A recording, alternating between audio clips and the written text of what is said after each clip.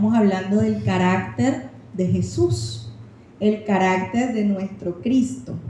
Y en lo que va del año, todos estos meses hemos estado hablando diferentes áreas del carácter de nuestro Jesús. Pero antes de entrar en eso, yo quiero iniciar este tiempo preguntándote, si tú tuvieras la oportunidad de estar en el tiempo de Jesús, vamos a trasladarnos allá a las tierras santas, por esos lados, exactamente, y si tuvieras la oportunidad de estar en ese tiempo y de conocerlo, ¿qué imitarías de él? La pregunta es complicada porque yo quisiera imitar todo de Jesús.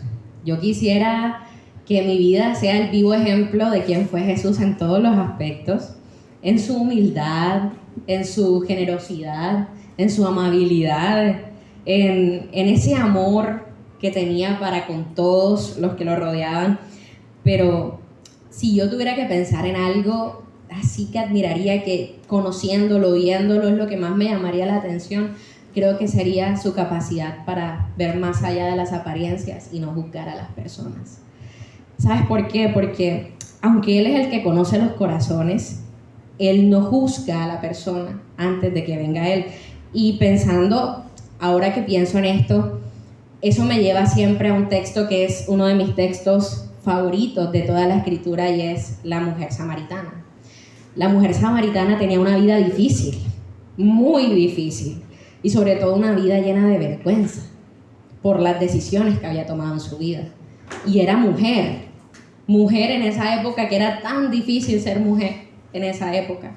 Y Jesús ya sabía la vida de esta mujer, ya sabía todo lo que esa mujer había hecho, todo lo que había recorrido, la vergüenza que cargaba, y con todo eso, Él no se acercó a ella con juicio en su boca. Él se acercó a ella en la casualidad de una conversación íntima. Ella estaba en su pozo haciéndolo de ella, recogiendo el agua, a una hora que nadie lo hacía, 12 del mediodía, pleno sol.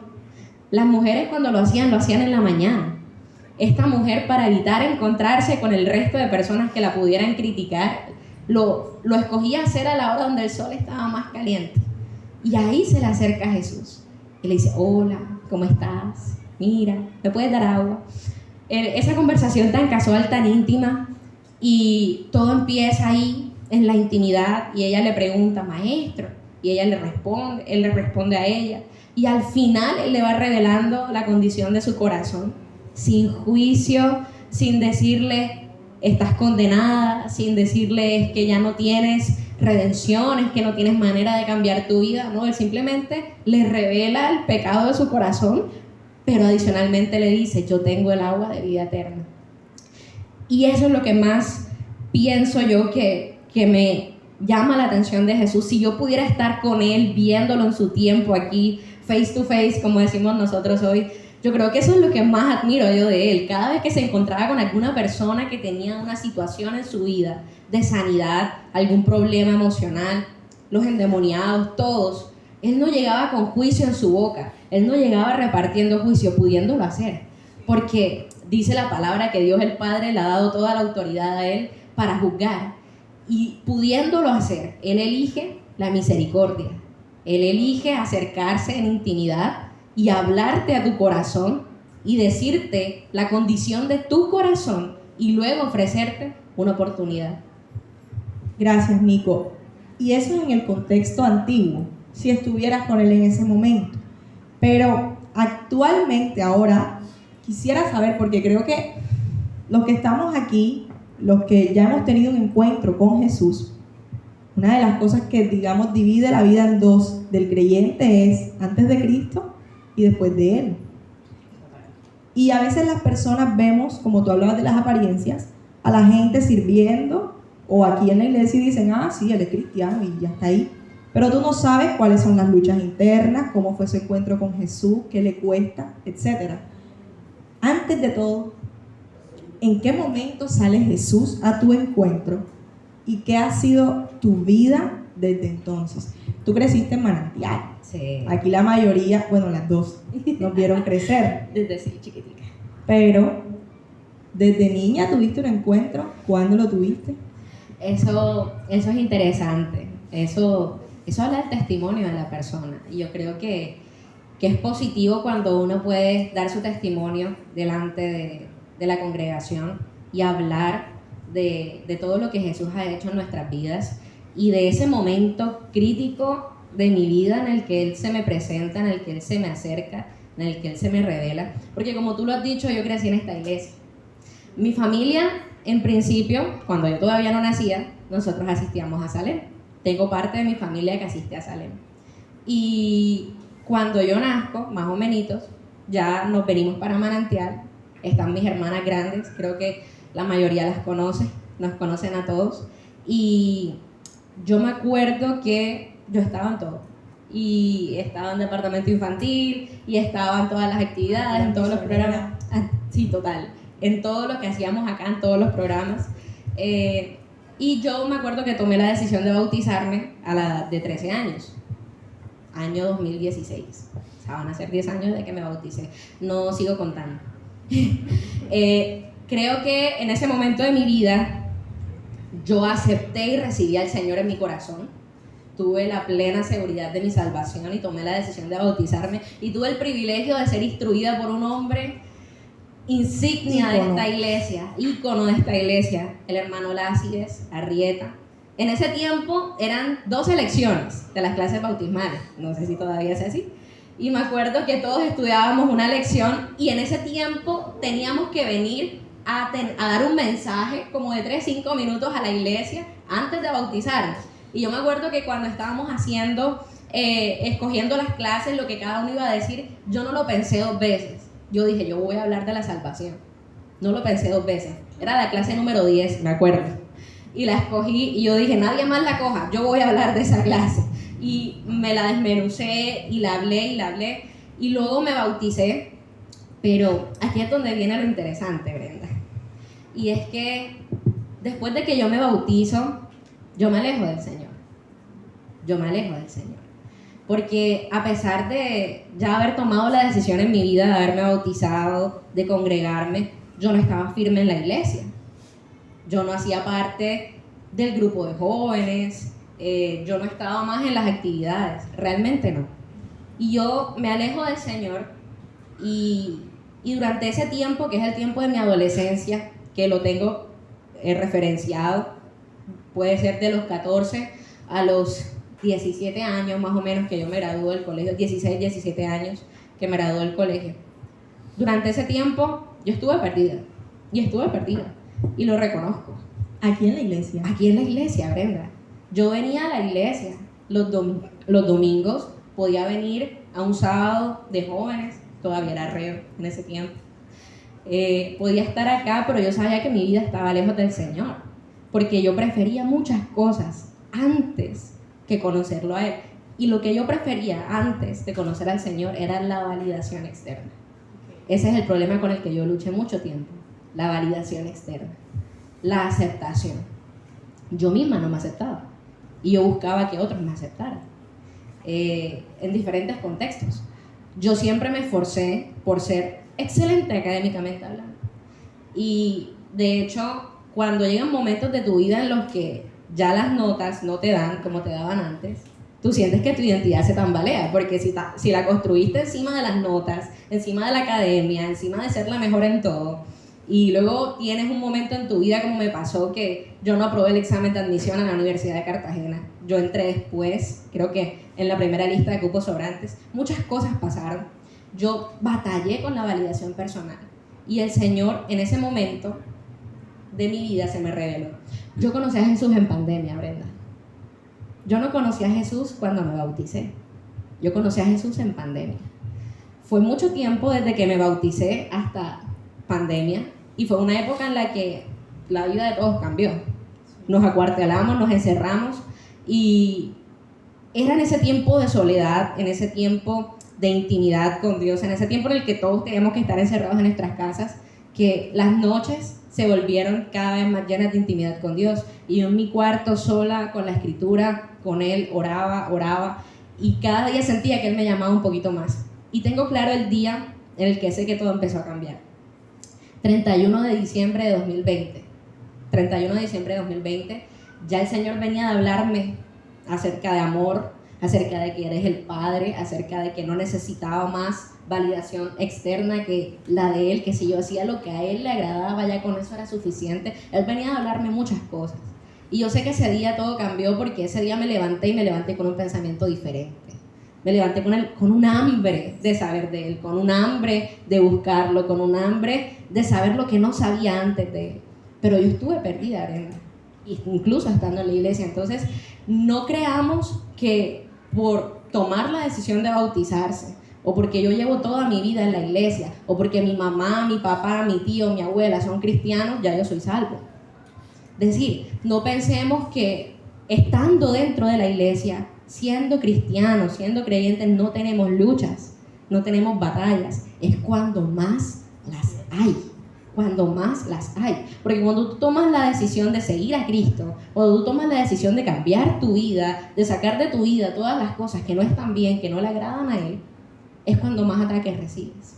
Entonces, eso me llevaba a mí a reflexionar precisamente que en ese momento Cristo se me reveló a mi vida, y Él se me reveló como padre, se me reveló como amigo, como esa persona que siempre estuvo ahí. Cuando yo volteaba la mirada al resto del mundo, a un grupo de amigos, yo me separé del grupo de amigos que pensé que iba a ser mi grupo de amigos para toda la vida.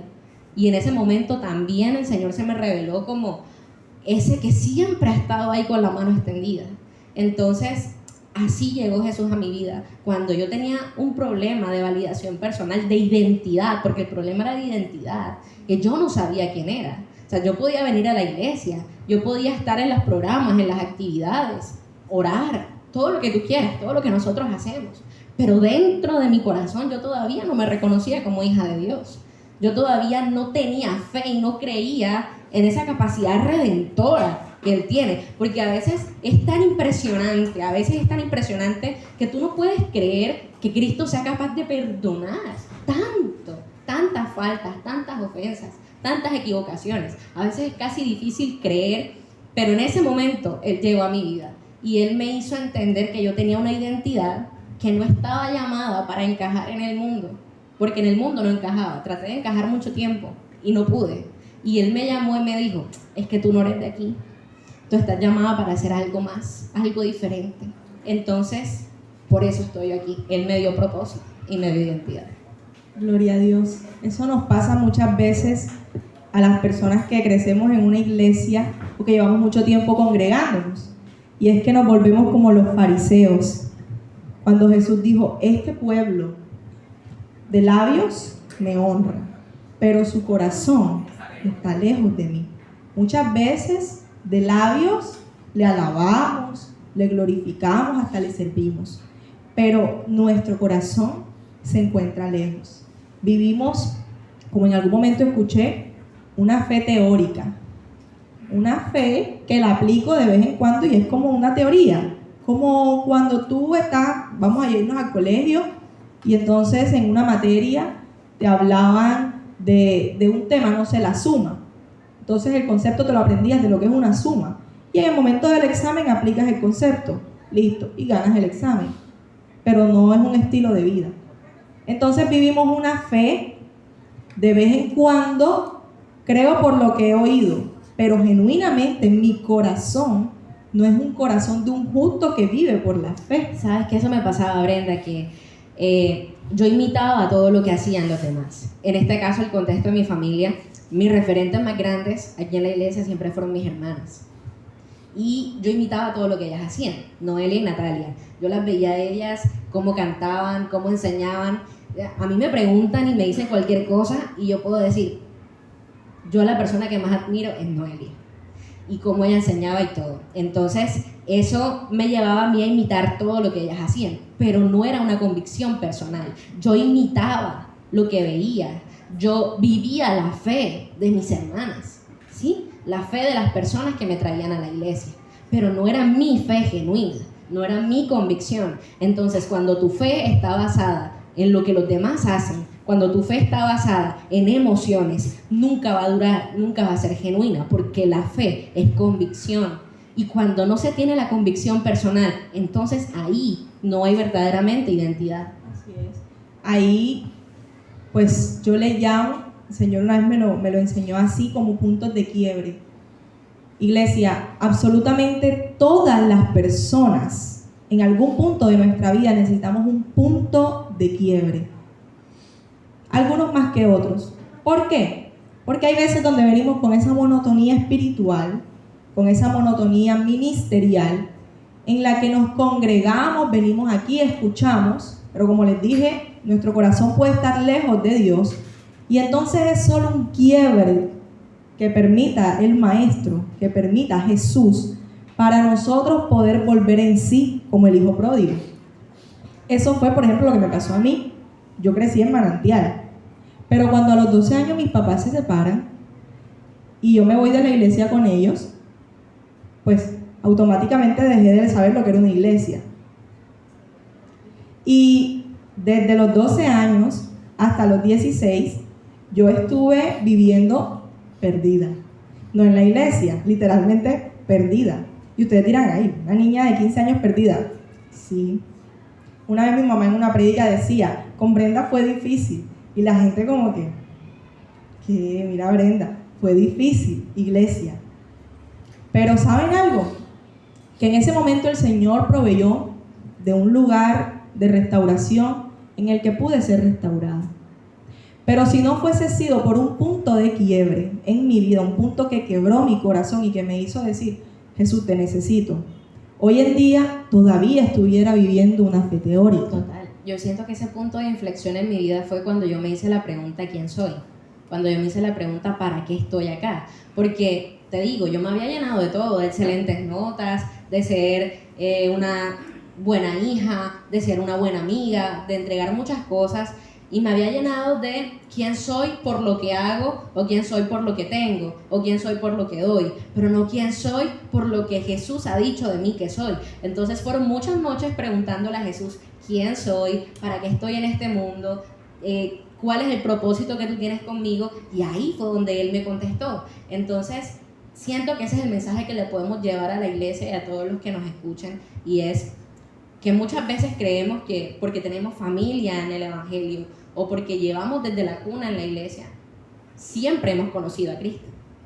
Y cada persona conoce a Cristo en un momento clave de su vida.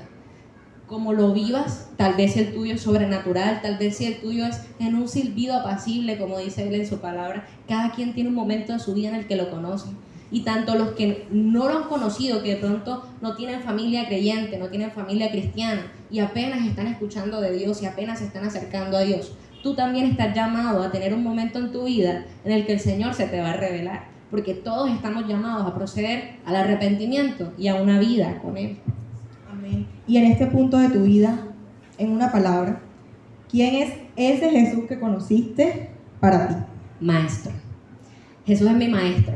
Yo siento que le puedo decir muchas cosas a Él, y de hecho lo hago cuando estoy orando. Yo siento que yo empiezo orando, amantísimo Padre Celestial que moras en las alturas, Dios de los cielos y de la tierra, tal. Yo empiezo hablando porque me encanta adorar a Dios, pero hoy en este punto de mi vida Él es mi maestro. Y de hecho quiero regalarte el versículo que hoy es clave para mí en mi vida, que de hecho se los muestro, lo tengo en la parte de atrás de mi Biblia, y es Salmos 32:8. Te haré entender y te enseñaré el camino en que debes andar. Sobre ti fijaré mis ojos. Jesús es mi maestro. Y me encanta que en la escritura a Él le decían Rabí, que Rabí es maestro de maestros. Él tiene la clave. Él es mi redentor y mi salvador, pero más que todo es mi maestro, que me enseña qué es lo bueno y qué es lo malo, que me enseña dónde debo ir, dónde no debo ir, pero más que todo que me guía a saber, a conocer la verdad, que la verdad es la que nos hace libres. En estos meses estuvimos hablando de la mansedumbre de Jesús, de la humildad de Jesús, estuvimos hablando de la santidad de Jesús, todo lo que podemos aprender de Él. Pero ahora yo te pregunto a ti, de ese carácter de Él, ¿qué es lo que más te gusta? Esa es una buena pregunta. Lo que más me gusta, lo que más amo de Jesús, de su carácter, es su misericordia. Es su misericordia. Y misericordia, quiero regalarles esta frase, es el regalo de la bondad y compasión no merecidas de Dios. Yo siento que lo que más caracterizaba a Jesús al mismo Dios es su misericordia. ¿Qué significa misericordia? Porque yo estuve estudiando un poquito acerca de esto hace mucho tiempo en un estudio que yo hice sobre la misericordia. Y misericordia es una palabra que se compone de dos: miser y cordia. Miser hace referencia a alguien miserable, alguien que tiene una vida miserable, que está en miseria. Y cordia viene de cardia, que es corazón. Literalmente significa tener amor por el miserable o el que se encuentra en miseria. Y lo hermoso de todo esto es que la miseria aquí en la misericordia no hace referencia a una miseria de pobreza física, porque a veces creemos que alguien es miserable porque es pobre. Y no, saquémonos ese concepto de la cabeza, que el que es pobre es miserable. No. Esta pobreza es pobreza espiritual, es un vacío espiritual, es un hambre de algo verdadero en tu vida. Y yo quiero respaldar esto con la palabra. Kevin, no sé si podemos buscar en Mateo capítulo 8 para que toda la congregación nos pueda seguir. En Mateo capítulo 8, los primeros 3 versículos del 1 al 3, vemos la historia del encuentro de Jesús con un leproso. Estos 3 versículos son cortos, pero poderosos. Dice: cuando descendió Jesús del monte, le seguía mucha gente. Y aquí vino un leproso y se postró ante él diciendo: Señor, si quieres, puedes limpiarme. Jesús extendió la mano y le tocó diciendo: quiero, sé limpio. Y al instante su lepra desapareció. Y este pasaje me ha golpeado toda la vida en el buen sentido de la expresión, porque este leproso viene delante de Jesús cuando él termina de hablar el sermón del monte, baja del monte y hay un montón de gente siguiéndole, de los que le estaban escuchando, y este leproso, la lepra era una enfermedad inmunda en aquella época. El que era leproso tenía unas llagas por todo su cuerpo, blancas, llagas que poco a poco se iban comiendo su piel. Era un enfermo que para los judíos de aquella época lo mismo daba un leproso que el cadáver de un muerto. Ambos eran inmundos y tú no te podías acercar porque se te pegaba la inmundicia. Automáticamente tenías que ir a hacer la expiación por ese pecado. Y Jesús, con todo, siendo judío, pero aquí es donde vemos su divinidad, vemos su misericordia, vemos esa parte de él. Este leproso se humilla, se postra delante de él y le dice: si quieres, puedes limpiarme. O sea, él no esperaba nada de Jesús, porque socialmente él ya había sido condenado a una vida miserable a causa de su enfermedad. Él había sido condenado a estar por fuera de la sociedad, a no tener una vida digna. Y él se postra delante de Jesús confiando únicamente en su misericordia. Y Jesús le dice, extendió la mano y le tocó diciendo: quiero, sé limpio. O sea, eso es lo que me lleva a mí a entender que Jesús siempre quiere limpiarnos. Jesús siempre quiere limpiarnos, independientemente de cuál sea la lepra que tú y yo tengamos en nuestra vida. Porque en este caso, la lepra de él era su enfermedad física llamada lepra. Pero mi lepra puede ser distinta a la tuya y a la de todos aquí. Y no necesariamente tiene que ser visible. Una lepra espiritual, una enfermedad espiritual. Y es que lo primero que hay que entender es que todos, en algún punto de nuestra vida, hemos sido o somos miserables. Y esa miseria, repito, no es miseria de pobreza.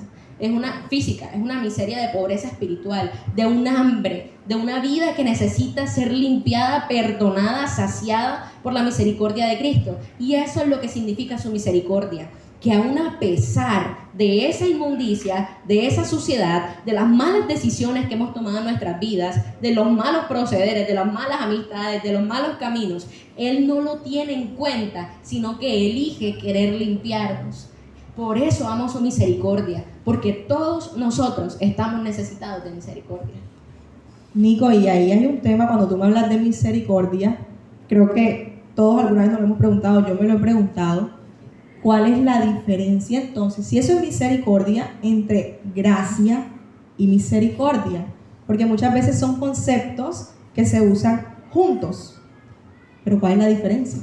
Sí hay una diferencia, Brenda. Aunque las dos van de la mano, son diferentes.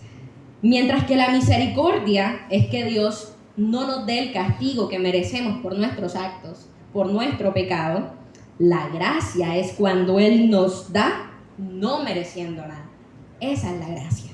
Es decir, gracia es cuando Él, después de habernos perdonado y habernos extendido su misericordia, nos muestra propósito para nuestras vidas, nos da dones y nos dice, yo te necesito aquí en la obra, tu vida no se reduce a tu pasado, a tu fracaso, a tu pecado, no, yo te necesito y te estoy llamando a mi milicia, a mi ejército para que vengas acá porque tú tienes propósito, porque yo te voy a dar dones para que los utilices y para que los hagas y los lleves en mi obra. La gracia es cuando Él nos obsequia dones, nos llena de bendiciones, no mereciéndolas, y se mantiene siempre fiel, aún a pesar de nuestra naturaleza pecadora. Conocemos la gracia como un regalo inmerecido. Entonces, todos aquí como cristianos, o los que están iniciando su vida en la fe, o los que quizás están aquí por primera vez, ¿cómo respondemos a un regalo inmerecido y a una reprensión o castigo que no recibimos por amor de Él? ¿Cómo uno responde a la gracia y a la misericordia? La misma palabra nos da la respuesta, porque no soy yo hablando, es la palabra de Dios. Yo primero quiero que vayamos a Romanos 5:10. Romanos 5:10 nos muestra evidentemente la diferencia entre misericordia y gracia. Lo vamos a entender juntos. Romanos 5:10 dice, porque si siendo enemigos fuimos reconciliados con Dios por la muerte de su Hijo, mucho más, estando reconciliados, seremos salvos por su vida. Ahí están las dos. La primera es la misericordia, que aun siendo enemigos, fuimos reconciliados con Dios por la muerte de su Hijo. Y luego viene la gracia.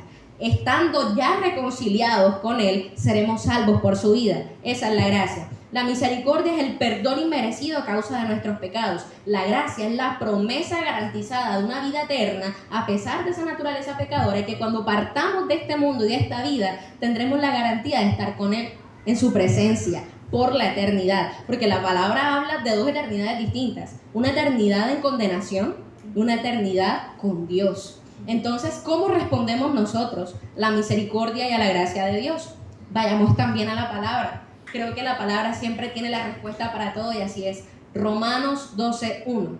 Esa es la forma en la que Brenda, tú y yo y toda la congregación respondemos a la misericordia y la gracia de Dios.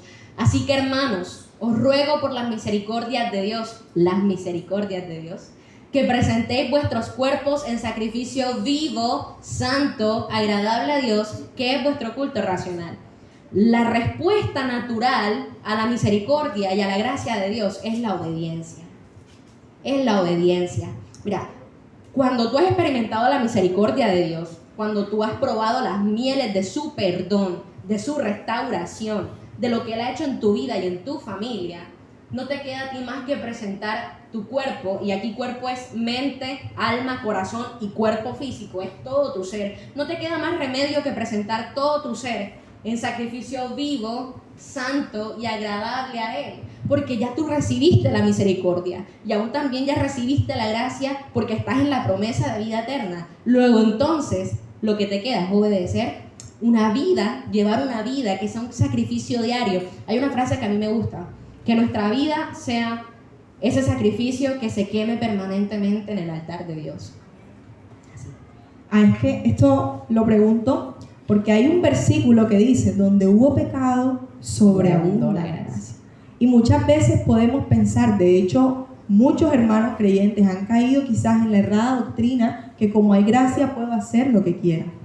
Que como ya fui perdonado, como ya Jesús murió por mí, me resucitó y no estamos bajo la ley, sino que gloria a Dios, vivimos bajo la gracia, puedo pecar desenfrenadamente que igual Dios me va a perdonar. Puedo hacer lo que quiera, que igual Jesús me da su misericordia que es nueva cada mañana y su gracia a través de Jesús que la he recibido y no me la va a quitar. Y eso es verdad. Dios nos da la misericordia, cada mañana son nuevas y nos ha dado gracia, por eso tenemos acceso directo al trono de la gracia. Pero ¿qué pasa? Porque entonces muchas veces tomamos la gracia como la razón o el objeto o el respaldo para pecar, porque estamos malinterpretando el regalo de Cristo.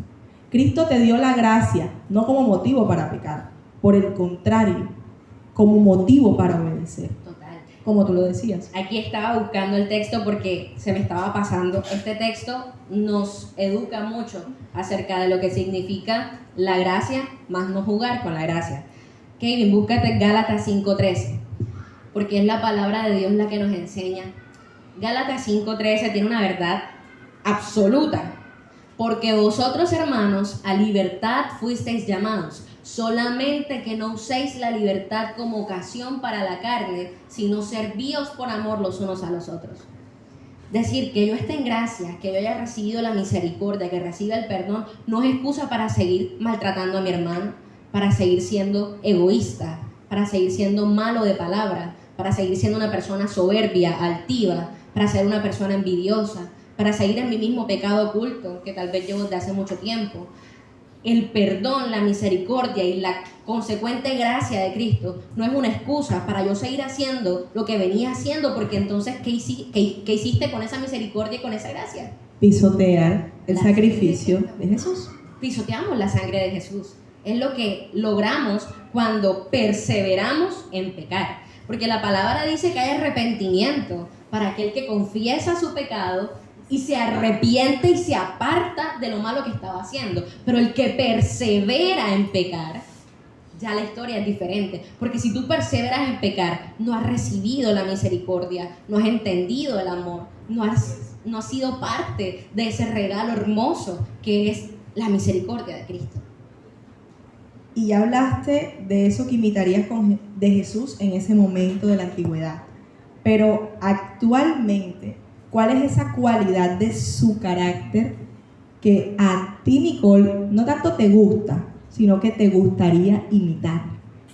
A mí, no tanto que me gusta, sino que me gustaría. Bueno, porque imitar.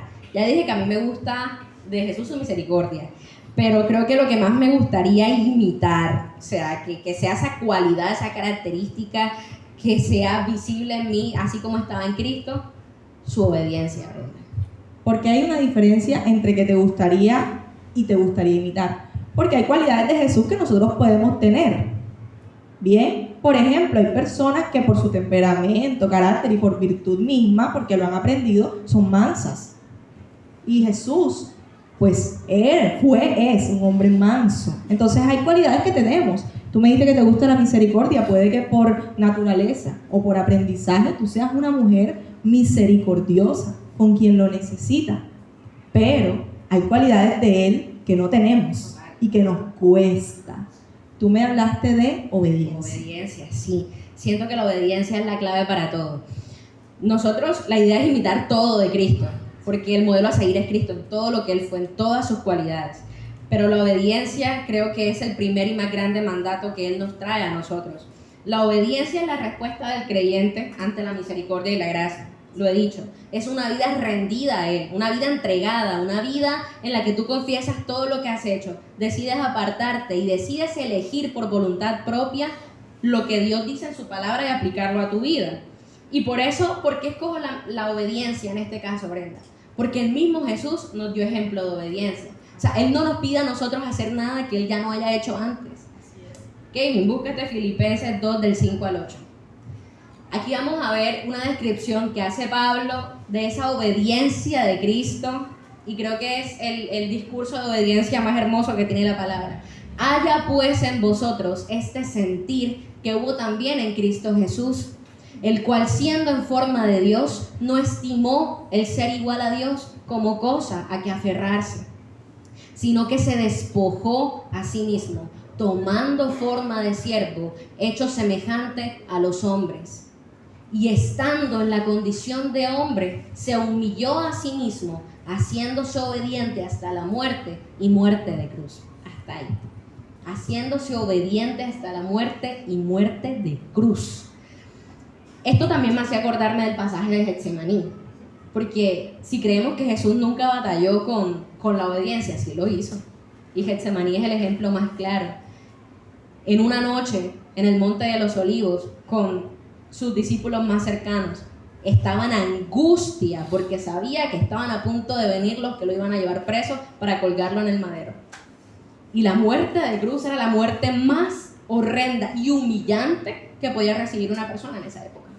Y no solamente por la burla, por el escarnio, sino por el dolor físico que implica la crucifixión. O sea, la crucifixión te obligaba a una muerte agónica, a una muerte lenta. No era un disparo, que eso te priva enseguida, o unas puñaladas. No, era una muerte agónica, en la que todo tu cuerpo iba fallando lentamente. Y a pesar de eso, a pesar de saber lo que iba a suceder, pero aún más, a pesar de lo que iba a representar para Cristo, no tanto el dolor físico, sino la separación de su Padre. Porque Jesús se iba a hacer pecado por mí, por ti, por todos nosotros, al ser colgado en esa cruz y tenido en cuenta con los pecadores. Y para que Dios pudiese aplicar su justicia, tenía que darle la espalda. Ese fue el ejemplo más grande de obediencia. Así que mi maestro me enseña a mí: si alguien quiere ser mi discípulo, niéguese a sí mismo, tome su cruz y sígame, porque el que quiera salvar su vida la perderá, pero el que pierda su vida por causa de mí la hallará. Eso. A mí personalmente, de Jesús, una de las cualidades que más me gustaría imitar es su servicio, su entrega, porque Jesús, siendo Dios encarnado, dijo que Él no vino para ser servido, sino para servir. Y a mí eso me confronta, hermanos, porque si Jesús, siendo Dios, como ya lo dije, siendo el varón perfecto, el cordero sin mancha, se dispuso a servir, ¿cuánto más estamos llamados a servir nosotros? Yo, Brenda, una simple mortal. Pero me surge una incógnita. Tú me acabas de hablar de obediencia y estamos hablando precisamente de la misericordia, de la obediencia. Y yo ahora te pregunto, ¿se relaciona servicio con obediencia, con misericordia? ¿Cómo? Totalmente están entrelazados. Es más, te la tiro así: no puede haber uno sin el otro, necesariamente. Primero es la misericordia, porque primero recibo el perdón, primero me reconcilio con el Padre, primero estoy a cuentas con Él. Dice Isaías 1:18 que vayamos y estemos a cuentas con Él, que si nuestros pecados fueren como la grana, como la nieve, serán emblanquecidos. Lo primero es estar a cuentas con Dios. Ya después de un corazón que ha recibido el perdón, que ha recibido sanidad, que ha recibido restauración, nace la obediencia, porque la obediencia es consecuencia de un corazón agradecido con su Maestro, con su Redentor, con su Salvador. La obediencia es la respuesta de un corazón que ha recibido misericordia. Y el servicio es consecuencia de la obediencia. El servicio es consecuencia de la obediencia. Y vamos a verlo mejor explicado por el mismo Jesús. En Juan capítulo 13 hay un episodio divino. Juan capítulo 13, en los versículos del 12 al 16, Jesús le lava los pies a sus discípulos antes de morir. Dice: así que después que les hubo lavado los pies, tomó su manto, volvió a la mesa y les dijo: ¿sabéis lo que os he hecho? Vosotros me llamáis maestro y señor, y decís bien porque lo soy. Pues si yo, el Señor y el Maestro, he lavado vuestros pies, vosotros también debéis lavaros los pies los unos a los otros. Porque ejemplo os he dado, para que como yo os he hecho, vosotros también hagáis. Es decir, repito, Jesús no nos pide a nosotros hacer nada que Él ya no haya hecho antes y que no nos haya dejado ejemplo. El servicio es consecuencia de la obediencia, porque un corazón que ha entendido que su propósito es servirle a Dios, que su propósito es adorarlo, como dice la palabra, para gloria de la alabanza de su nombre, entonces ese corazón se dispone a usar los dones que por gracia le ha dado, porque de gracia recibiste, dad de gracia. La palabra dice que hemos recibido dones, administrémoslos bien para la edificación de los santos. Entonces, un corazón obediente sirve, porque un corazón obediente entiende que así como ese corazón recibió perdón, muchos más están en la necesidad de recibir ese perdón. Y tú puedes ser el mecanismo para que esa persona reciba perdón, así como un día tú lo recibiste. Es por eso que Jesús nos deja el mejor ejemplo. Si Él, siendo Dios, siendo Maestro, siendo Rey, le lavó los pies a sus discípulos, les hizo un acto de servicio tan grande, tan significativo en esa época. Él nos dice: así como yo lo he hecho, yo les digo a ustedes que lo hagan hoy. Sirvan, dense, entréguense por los demás, porque también lo dijo Él mismo: no hay mayor amor que este, que uno ponga su vida por sus amigos. Así es. Y también le dijo a Pedro: ¿me amas? Apacienta mis ovejas. Entonces, les voy a hacer dos preguntas, ya casi vamos a cerrar, iglesia. Pero les hago dos preguntas y cada uno se la va a responder de manera personal. Número 1 es, ¿cómo está tu servicio a Dios? Y número 2, a quienes están sirviendo, ¿es excelente tu servicio a Dios? No hablo excelencia de fuerzas humanas, hablo excelencia de adoración, porque servir a Dios es adoración. Pero muchas veces, y aquí va a surgir la otra pregunta, servimos a Dios en automático, o lo hacemos como nosotros consideramos que está bien, e incluso muchas veces entramos en la mediocridad. Y aquí sinceramente no sé cuál de los dos es peor, si no servir porque tu corazón se ha insensibilizado para con la obra de Dios o para las ovejas de Él, o servir pero no hacerlo de corazón. Podemos caer en dos situaciones terribles, fatales, porque en una no estás obedeciendo a Dios integralmente, ya que le has conocido, has probado su misericordia, su gracia, dices que le obedeces pero no sirves. Y número 2, puede que has tomado la decisión de servir, gloria a Dios si es así, pero ¿de qué manera lo estamos haciendo? ¿Estamos sirviendo con excelencia? La excelencia implica palabras que conocemos, compromiso, no es cuando me siento bien. Jesús, aún no sintiéndose bien, murió por nosotros. Es decir, Él aún así siguió sirviendo. No es cuando me siento bien, no es cuando estoy desocupado, porque siempre van a haber ocupaciones, mis hermanos. No es cuando ya la iglesia está lista para yo ahora poner mis dones. Estoy esperando que reconstruyan el templo para empezar a servir. No es así. Y no es porque Brenda o Nicole lo dice, lo hemos leído. El Señor lo manda.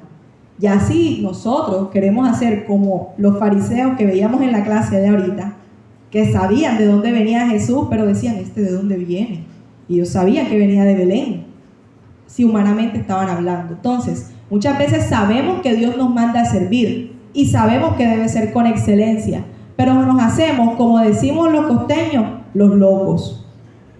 Entonces aquí el Señor me exhortó a mí, porque bueno, yo sirvo, pero el Señor me dijo, es excelente tu servicio, es una adoración que llega a mí con olor fragante, y si no estás sirviendo, ¿qué esperas para empezar a hacerlo?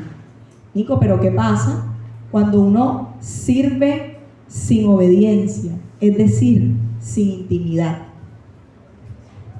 Yo creo que ambos escenarios que tú has pintado tienen su consecuencia y tienen su intensidad. Tanto el no servir absolutamente, el estar aquí, venir a la iglesia, escucho y me lleno y es mi vida individual y yo me preocupo por mi propio crecimiento espiritual, pero veo a mi hermano que tiene necesidad y ni siquiera soy capaz de orar por mi hermano. Ese es un ejemplo del no sirvo. Pero el otro creo que es todavía peor y es cuando sirvo aparentemente.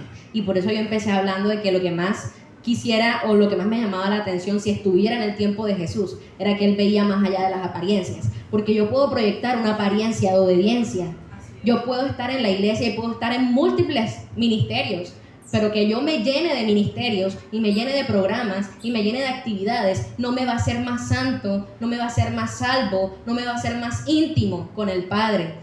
No se trata de que porque estoy en todas partes, entonces ya tengo ganado el cielo.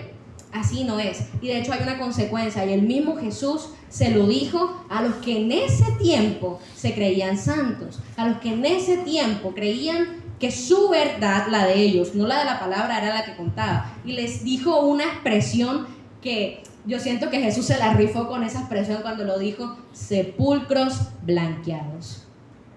Cuando tú y yo servimos aparentemente, sin obediencia, sin intimidad, somos sepulcros blanqueados. Porque por dentro lo que estamos haciendo realmente no nos ha edificado, primeramente a nosotros. No hemos recibido para poder dar y simplemente estamos en piloto automático creyendo que porque tenemos mucho tiempo en el Evangelio o porque conocemos de la palabra, ya con eso me basta para entrar en el reino de los cielos. Pero es que de nada me sirve el conocimiento tanto sin la práctica, porque la misma palabra dice que el conocimiento es fatiga de la carne.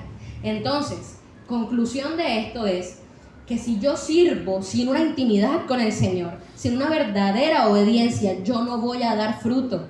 Yo no voy a edificar a nadie. ¿Qué vida voy a edificar yo? ¿A quién le voy a dar yo algo si yo primero no he recibido? Yo no puedo dar de lo que no he recibido. Entonces, cuando tú te hagas la pregunta, ¿por qué las personas que yo invito a la iglesia no vienen a Cristo? ¿Por qué las personas que yo discipulo no vienen a Cristo? ¿Por qué no toman la decisión de bautizarse? Es que yo he intentado con esta persona. La primera pregunta que debemos hacernos es analizar nuestra vida y decir, yo estoy haciendo las cosas con una intimidad, con una rendición y con una obediencia genuinas, porque de ahí parte verdaderamente el tener el respaldo de Dios para que lo que tú vayas a hacer, que primero viene por orden de Él, tenga éxito. Amén. Así es. Bueno, yo les dije al inicio que era un podcast. Los podcasts duran 1:30, así que los que están viendo el reloj creyendo que ya vamos a salir, no, mentira, sí, ya vamos a ir cerrando. Que oye, qué cara de preocupación. Mis hermanos, una vez está en reuniones de trabajo, de la universidad, y esas reuniones duran 2-3 horas, y bueno, uno ahí se acomoda y tal, pero entonces en la iglesia empezamos y familia, todo esto es para nuestra edificación, amén. Y todo lo que hemos hablado, Nico, obediencia, gracia, servicio, etcétera, se cumplen a través de una palabra llamada intimidad. Es la forma en la que todo esto va a dar fruto. Ya tú lo decías. La intimidad es pasar tiempo con el Señor en nuestros hogares, cuando nadie me ve, en lo secreto, como lo dijo Jesús. Y eso ya lo sabemos. Oración y lectura de la Biblia. ¿Quieres recibir su misericordia? Corresponder a ella a través de la Biblia y de la oración. ¿Quieres ser obediente y agradarle? A través de la Biblia y la oración. ¿Quieres servir a Dios? A través de la Biblia y la oración vas a ver cómo crece esa pasión por Él. Yo empecé a servir cuando entendí que el Señor me lo estaba pidiendo, lo estaba demandando. Los invito a ponerse de pie.